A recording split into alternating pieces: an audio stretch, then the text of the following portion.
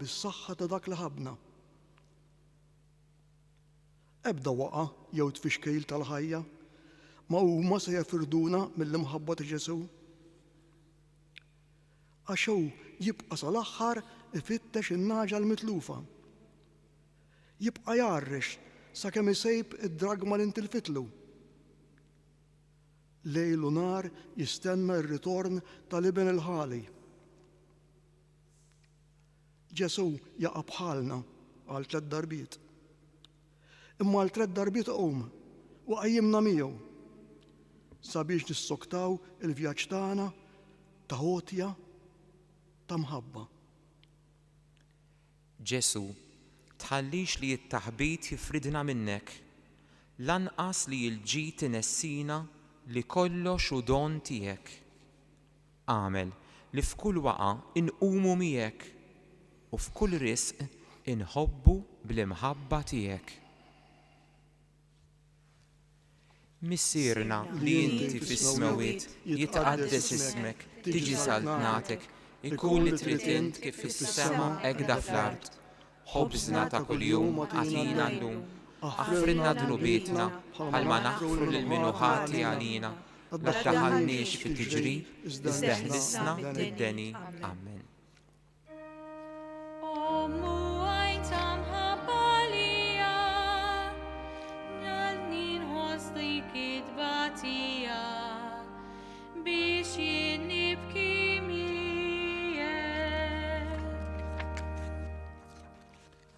L-10 stazzjon. Ġesu imneżża minn ħwejġu. Nadurawk o Ġesu mberku, għax b'salibek u l-mewt tiegħek inti ftejtna. Mill-Vanġelu skont San Ġwan. Wara li salbu lil Ġesu, is-soldati ħadu l-ilbies tiegħu u qasmuh f'erba' sem lil kull wieħed minnhom u ħadu wkoll it-tunika. Din kienet libsa blaħjata minsuġa biċċa waħda minn fuq s'isfel. Ftehmu bejniethom u qalu ma nqattawhiex iżda nitfgħu x-xorti għalija u lil min tmiss jieħodha. Ġesu għajjien u mifluġ jasal fuq il-quċċata tal-Golgota, l-għolja il-barra mill-ħitan tal-belt ta' Ġerusalemm, sabiex hemm ikun mislub ma' 2 oħra.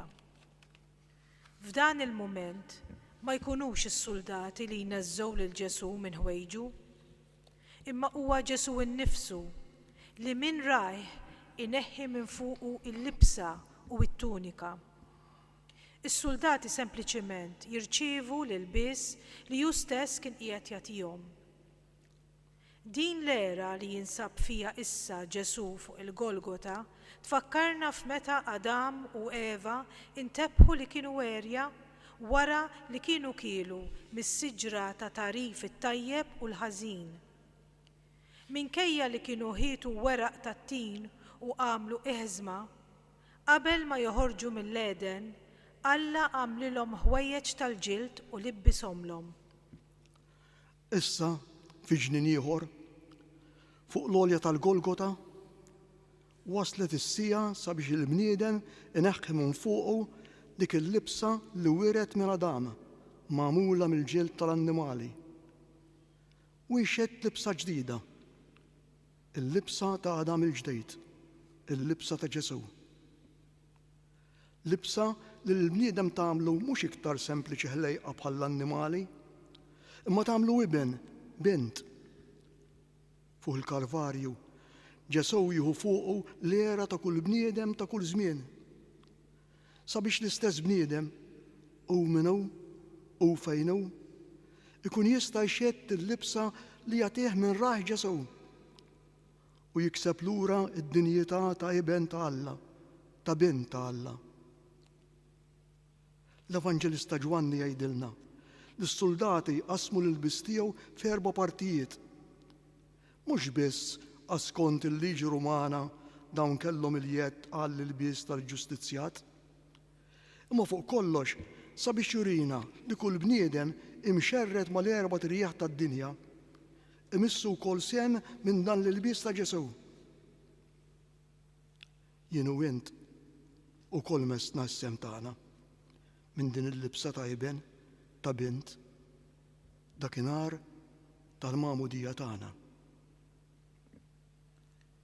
Ġesu, iben waħdini tal-missier, fik aħna wkoll ulied, tħallix li nħossuna l-tiema u lanqas naħsbu li nistgħu ngħaddu mingħajrek. Għatina l-qalb ta' tfal ċkejknin li m'għandhom xejn li ma ingħatalhomx. Missierna li inti fis-smawiet jitqaddis ismek, tiġi saltnatek, ikun li trid int kif fis-sema hekk fl-ard. Ħobżna ta' kuljum għatina llum, aħfrilna dhunubietna bħalma naħfru lil-minuħati għalina, u la taħallniex f'tiġrib, iżda ħlissna mid-deni. Amen.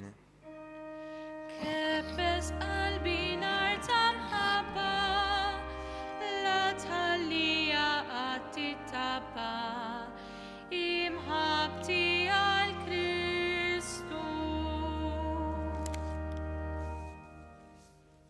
Il-11 stazzjon Ġesu imsammar mas-salib. Nadurawko Ġesu mberku, għal b'salibek u l-mewt tiegħek inti fdejtna. Qari mill-Vanġelju skont San Mark. Kienet it-tielet sija x'ħin salbuh.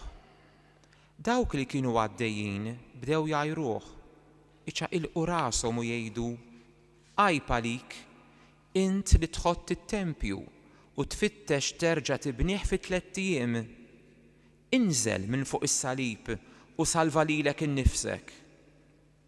Hekk ukoll il-qassisin il-kbar bdew jiddieħku bih bejniethom u mal-kittieba u jgħidu: Salva oħrajn, lilu nnifsu ma jistax isalva. Ħajinżel issa l-Messija, is-Sultan ta' Iżrael, minn fuq is-salib biex aħna naraw u nemmnu. U dawk li kienu msalbin miegħu bdew imaqdruh huma wkoll.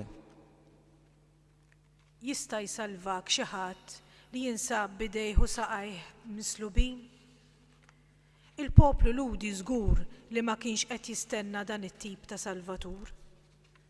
L-Apostli u d-dixxiepli telqu kollox sabiex jimxu warajh għax ittamaw bisħieħ li ju kien dak li kellu jifdi lill-Iżrael. Imma żgur li kienu qed jimmaġinaw li mexxin wara xi ħadd qawwi u b'awtorità li miegħu kienu ser igawdu huma wkoll. Qatt ma mmaġinaw mgħallem minn xhur mgħoda ta' salib, eri, umiljat, iżżufjettat. Il-bniedem jirrifjuta din l-idea ta' Alla Salvatur bidejh u b'saqajh imsamrin mgħoda ta' salib. Fil-fatt, in-nies li kienu għaddejjin qrib il-Kalvarju, il-qassisin il-kbar, u saħansitra dawk li kienu msalbin miegħu, bdew jiddieħku u jipprovokaw lil Ġesu biex jinżel mis-salib u isalva lilu nnifsu. Aħna wkoll ma rridux Alla fuq salib, imma Alla qawwi li jeħles mis-salib tiegħu tagħna. Għalfejn, mulej, ma nżilx minn fuq is-salib. Ma taħsibx li kieku nżilt dawk preżenti kienu jinbidlu u jemmnu li inti li bent Alla. Għaliex is-salib? Għaliex il-passjoni? Sempliċement għax iħobb. Li kieku niżel minn fuq is-salib kien ikun qiegħed jeżalta l-loġika tal-qawwa u tal-arroganza u mhux il-loġika tal-imħabba u tal-għotja. Ġesu jibqa' fuq is-salib għax iħobb. Għax b'salibek u l-mewt tiegħek inti fdejtna. Mill-Vanġelu skont San Ġwan. Wara dan Ġesu, billi issa kien jaf li kollox kien mitmum, biex isseħħ l-Iskrittura qal għandi l-għaġġ. Kien hemm bieqja mimlija bil-ħall, huma xarbu sponża bil-ħall, waħluha ma' qasba tal-issopu u resqu ilu lejn ħalqu. Kif Ġesuħa il-ħall qal kollox u mitmum. Imbagħad mejja li rasu u radd ruħu. Minn fuq it-tron glorjuż tiegħu, Ġesu ta' Nażaret, is-Sultan tal-Lud, jurina sa fejn tasal l-imħabba ta' Alla l-bniedem. Mhux biss iħobb, imma jħobb għall-aħħar. Ħadd ma għandu mħabba akbar minn din li wieħed jagħti ħajtu għal ħbiebu. Mal-mument tal-mewt, il-velu tas-santwarju iċċarrat min-nofs biex il-bniedem jiskopri minnu verament dan Alla ta' Ġesu Kristu. Għax jekk fil-ġnien tal-Eden Adam ħaseb li Alla rid iċaħdu minn xi ħaġa, issa bil-mewt ta' Ġesu fuq is-salib, il-bniedem jinduna li Alla mhux talli ma jċaħdux minn xi ħaġa imma jagħtih kollox f'ibnu Ġesu. Kollox hu mitmum.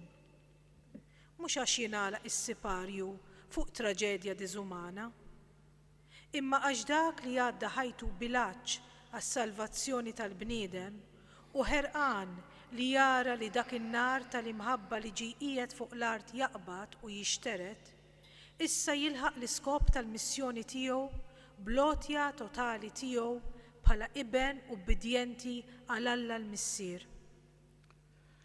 Il-mewt ta' Ġesu il-le irreversibbli ta' Alla għal-vjolenza, għall-inġustizzja, għall-mibeda, għall-gideb u għal dak kollu li ħażin. Min-naħa l-oħra fuq il-Golgota tiġi siġillata liva ta' Alla għall-imħabba, għall-verità u għal dak kollu li hu tajjeb. Li għadnub iva għall-midneb. Għax Alla ma bax lill-ibnu fid-dinja biex jagħmel ħaq mid-dinja, imma biex id-dinja issalva permezz tiegħu. Il-mewt ta' Ġesu fuq is-salib hija stedina kontinwa sabiex niskopri il-wisa u t-tul, il-għol u l-fond tal-imħabba ta' Kristu. U biss meta ninduna il-kejf u l-kemm jien maħbub li jimbagħad inkun nista' nibda bil-mod il-mod inħobb lil dawk ta' madwari bl-istess mod, gradwitament u bla kondizzjonijiet. Ġesu, bid-dija ta' mewtek li ddalmet id-dija tax-xemx, ċarrat il-velu minn fuq qalbna biex xejn ma jibqa' jostor l-imħabba tiegħek, hekk li fina sseħħa l-kollox il-fidwa tiegħek. Missierna li inti fis-smawiet jitqaddes ismek, tiġi saltnatek, ikun li trid int kif fis-sema hekk da fl-art. Ħobżna ta' kuljum għatina llum, aħfrilna dnubietna bħalma naħfru lil min hu ħati għalina. La ddaħħalniex fit-tiġrib, iżda ħlisna mid-deni. Amen. Aqsami jgħidit batija għal Ġesu li mħabba fija, xerred demmu kollu. It-13 il-stazzjon Ġesu minniżżel mis-salib. Nadurawko Ġesu mberku, għax b'salibek u l-mewt tiegħek inti fdejtna. Mill-Vanġelu skont San Ġwann. Wara dan, Ġużeppi minn Arimatija, li kien dixxiplu ta' Ġesu bil-moħħbi għax kien jibża mill-lut, mar u talab lil Pilatu biex jieħu l-ġisem ta' Ġesu. Pilatu ħallih u ġie u ħa il-ġisem tiegħu. Ġu wkoll Nikodemu, dak li qabel kien mar għand Ġesu bil-lejl, u ġieb miegħu taħlita ta' mor u sabbara, tiżen xi 100 libra. Dawn it-tnejn ħadu il-ġisem ta' Ġesu u kebbewh bil-faxex tal-għażel bil-fwejjaħ kif soltu jagħmlu l-lut qabel id-difna. Dik li 33 sena qabel kienet wildet l-ewwel iben tagħha fisqietu u medditu f'maxtura għax ma kienx hemm post għalihom fil-lukanda, issa tilqa' fi ħdana l-ġisem mejjed u sfigurat ta' bina. Taħt l-għowda tas-salib, Marija tħaddan magħha u tibki lil dak li ġie f'daru u niesu ma laqgħuhx. Fil-Vanġeli ma nsibu l-ebda referenza li meta il-ġisem mejjed ta' Ġesu tniżżel minn fuq is-salib ġie mqiegħed fi ħdan Ommu Marija. Hija t-tradizzjoni popolari li tpoġġi għar-riflessjoni tagħna din ix-xena mill-aktar kommoventi, il-pjetà.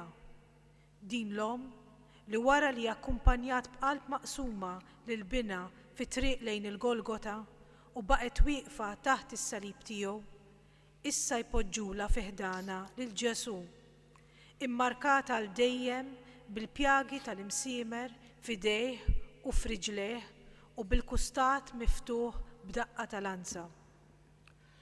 Marija, il-mifdijin kollha, tilqa' fi ħdana mhux biss il-katavru ta' bina, imma fuq kollox tilqa' dik lotja totali u l-imħabba mogħtija b'xejn u mingħajr kundizzjonijiet ta' Alla għall-bniedem. Bħalma kienet l-ewwel waħda li laqgħet f'idej u b'obbedjenza l-aħbar li minnha kien se jitwieled Ġesu, Alla li jsalva, issa tkun l-ewwel waħda li tilqa' s-salvazzjoni miksuba bis-saħħa ta' dan l-isem. Manqa mal-ġisem bla ħajja u mdemmi ta' bina, Marija ma tiddisprax. Imma ġġeddet li fiduċja tagħha f'Alla li jsalva mhux bil-qawwa u bil-vjolenza, imma biċ-ċokon, bl-umiltà u bl-għotja. Marija temmen bisħieħ li l-mewt missa jkollha l-aħħar kelma. Għax kif kien ħabbrilha l-Anġlu Gabriel, ma jkunx hemm tmiem għas-saltna tiegħu. 33 sena wara, komplet listen il-kelmiet, ħajsejr kif trid int. Ġesu, bil-grazzja tal-Ispiritu Santu li sawwabt fuqna, għatina li nibqgħu dejjem ankrati mal-wedit tiegħek, bħal Marija, il-ħinja li jemnet. Missierna li inti fis-smawiet jitqaddes ismek, tiġi saltnatek, ikun li trid int kif fis-sema hekk fl-art. Ħobżna ta' kuljum għatina llum, aħfirna dunubietna bħalma naħfru l-minuħati għalina, dak daħalniex fil-ġri, iżdeħnisna mid-deni. Amen. Ħdejn Ġesu nibki ġnubieti, fis-salib nara ħtieti, sakemm ngħix dil-ħajja. L-14 stazzjon, Ġesu mitfun f'qabar ġdid.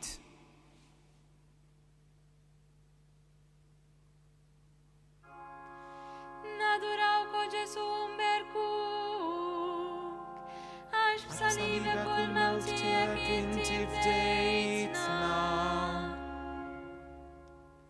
Mill-Vanġelu skont San Ġwan. Fejn kienu salbu l-Ġesu kien hemm ġnien, u f'dan il-ġnien kien hemm qabar ġdid li fih kienu għadhom ma difnu lil ħadd. Hemm għedu lil Ġesu għax kien jum it-tħejjija għall-lut u għax il-qabar kien fil-qrib. Giuseppi minn Arimatija, raġelani li kien sar dixxiplu ta' Ġesu, issa jħoss il-bżonn li jagħmel xi ħaġa għan-Nazzarenu. Forsi hu wkoll bħaċ-ċenturjun Ruman, wara li assista għal mewt ta' Ġesu, jistqar fil-fond ta' qalbu dan il-bniedem kien tassew bin Alla. Jirbaħ il-preġudizzju u l-biża' u jmur għand Pilatu sabiex jitlob il-ġisem ta' Ġesu. Għad-difna ta' Ġesu jiġu wkoll Nikodemu li sa issa kienu wkoll dixxiplu tiegħu bil-moħbi. Miegħu iġib kwantità enormi ta' fwejjaħ 100 libra madwar 33 kilogramma ta' weraq niexef ta' nard u sabbara. Flimkien iqedu lil Ġesu f'dan il-qabar ġdid, igerbu l-ġebla u jitilqu b'qalb imtaqla li ma' dik il-ġebla kienet ġiet fit-tmiema il-ħajja ta' dan Ġesu ta' Nażaret. Il-qabar u l-aktar post miskerraħ mill-bniedem. Post fejn jiddominaw is-skiet, il-biża, l-inċertezza u fuq kollox il-firda. Huwa post fejn il-bniedem jiftakar u jiġi f'kuntatt mal-akbar limitu tiegħu, il-mewt. Ir-rieħa tal-mewt iddejjaqna. Il-ħsieb li anke fuq il-ħajja tagħna għad igerbu ġebla igerrixna u taqlilna moħħna u qalbna. Fil-waqt li l-bniedem jagħmel jien kollox sabiex jaħrab mill-memorja tal-mewt, Ġesu jiġi jiltaqa' mal-bniedem bejn l-imwiet biex isalvah. Bħalma fil-ġnien tal-Eden, il-mulej Alla sejjaħ l-Adam u staqsih, fejn int? Issa il-bniedem liben ta' Alla jinżel bejn l-imwiet sabiex iwassal it-tama tas-salvazzjoni lil kull bniedem, lil kull Adam. Bid-difna ta' Ġesu, il-qabar ma jibqax il-post tal-mewt, imma jsejr il-post tal-laqa mill-iktar intima bejn Alla u l-bniedem. Ma jibqax post li jrejjaħ, imma l-post li minnu toħroġ il-fwieħa tas-salvazzjoni u titnissel mill-ġdejt it-tama. Ġesu, għalik m'hemm ebda post li ma jintlaħaqx. Idħol fis-solitudni u fil-biża' tagħna. Fewwaħ l-oqbra tagħna u qajjimna miegħek għal ħajja ħielsa. Missierna li inti fis-smawiet jitqaddes ismek, tiġi saltnatek, ikun li trid int kif fis-sema hekk fl-art. Ħobżna ta' kuljum għatina llum, aħfrilna dnubietna bħalma naħfru lil min hu ħati għalina. La ddaħħalniex fil-ġrib, iżda ħnisna mid-deni. Amen. Kemm nixtieqni nibqa' miegħek mas-salib u fit-tmuħ tiegħek, nisieħeb minn qalbi. Skont il-fema tal-Papa, missierna li inti fis-smawiet jitqaddes ismek, tiġi saltnatek, ikun dak li trid int kif fis-sema hekk fl-art. Ħobżna ta' kuljum għatina llum, aħfrilna dnubietna bħalma naħfru l-min hu ħati għalina. Daħħalniex fit-tiġrejb, iżda ħlisna mid-deni. Sliema għalik Marija bil-grazzja mimlija, il-mulej miegħek imbierka inti fost in-nisa, imbierek il-frott tal-ġuf tiegħek Ġesu. Qaddisa Marija Umm Alla, itlob għalina mid-inbij, issa u fis-sija tal-mewt tagħna. Amen. Glorja lill-Missier u lill-Liben u lill-Ispirtu is-Santu. Kif mill-bidu, issa u dejjem u jibqa' dejjem ta' dejjem. Amen.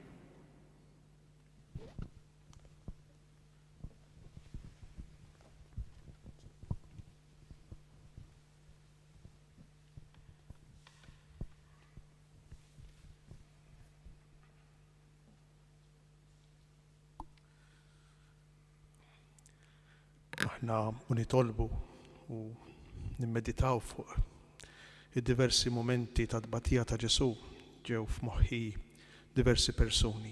Fosthom ġiet f'moħħi mara li tqajt magħha din il-ġimgħa li kienet għadha kif tilfet il-żewġa. Mhix via sagra u min jaf kemm bħala. Mhix via sagra il-persuni li għaddejjin minn diffikultajiet fi relazzjonijiet ta' bejnietom. Mhix via sagra dawk it-tfal dawk l-ulied illi ma jafux jekk għada u se jkollhom il-ġenituri tnejn magħhom jew le. Mhux via sagra l-persuni li jinsabu fil-ħabs. Mhux via sagra l-persuni li huma vittmi ta' dawk il-persuni li jinsabu fil-ħabs. Mhux via sagra il-persuni li għaddejjin minn diffikultajiet ta' saħħa, mart terminali, mhux via sagra. Allura x'sens fija li tagħmel il-via sagra ta' Ġesu? Tagħmel ħafna u ħafna sens, ħafna sens.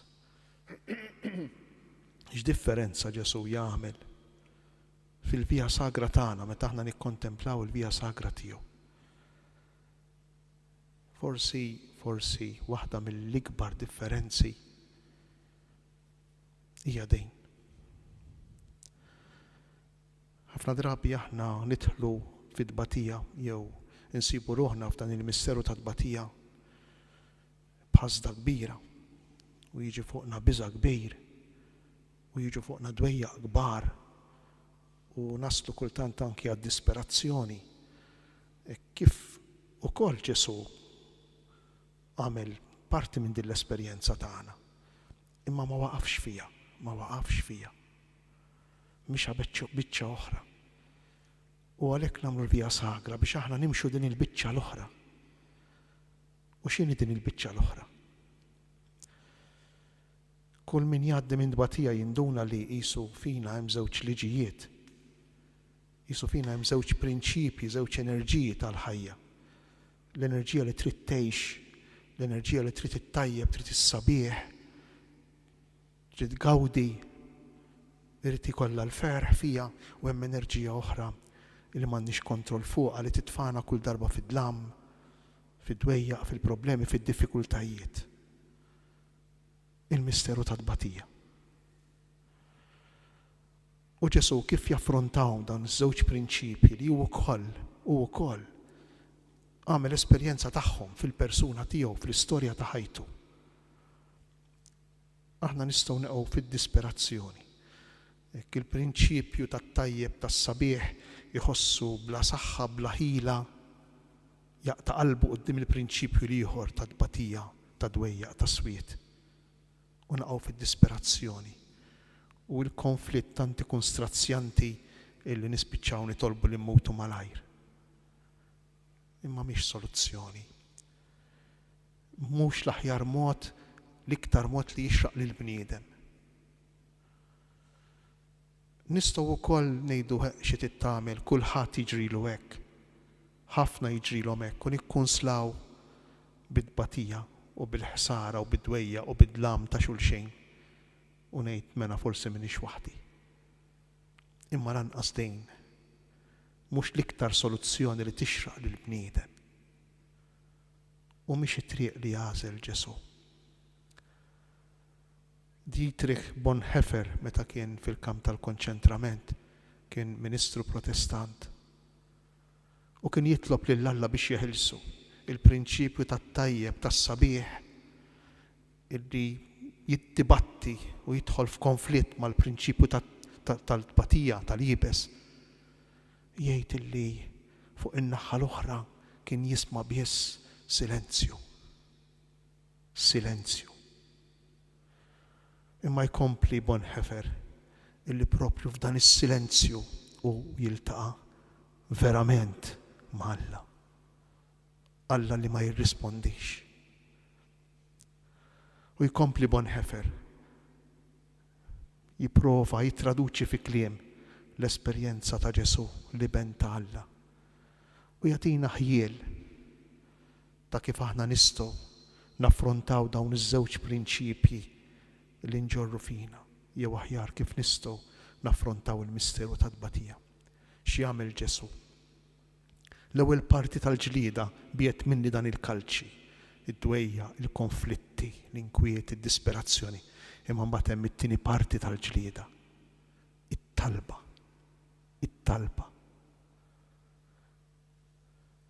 Mhux kif irrid jien, imma kif trid int.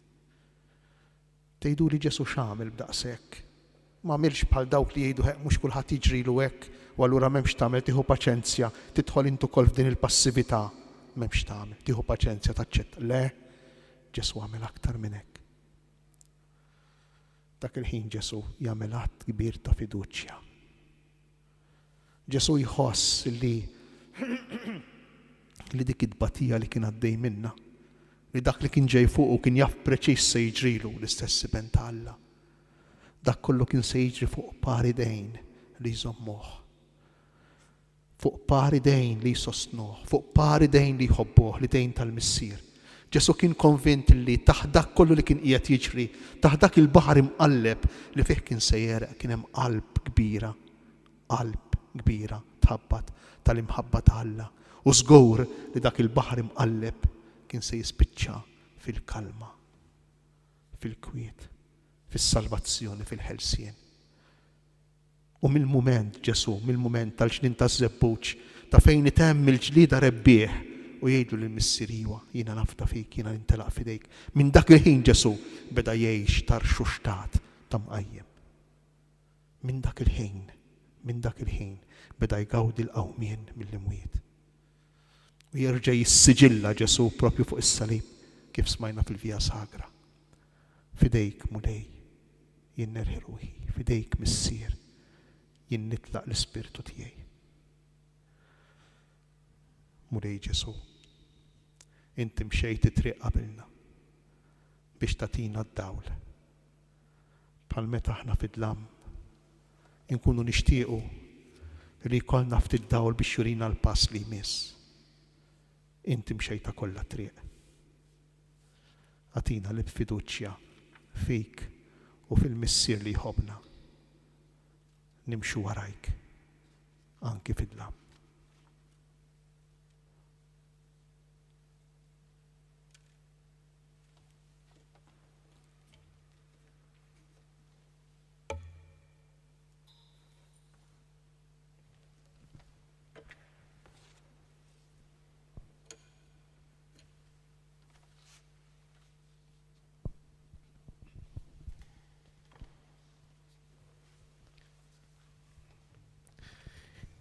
Il-mulej ma'kom. Ikun imbirek isem il-mulej. Min issa u għal-dejjem. Lajnuna tagħna f'isem il-mulej. Li jagħmel sema l-art. Iberikkom Alla li jista' kollox, il-missier, l-Iben u l-Ispiritu Santu. Amen.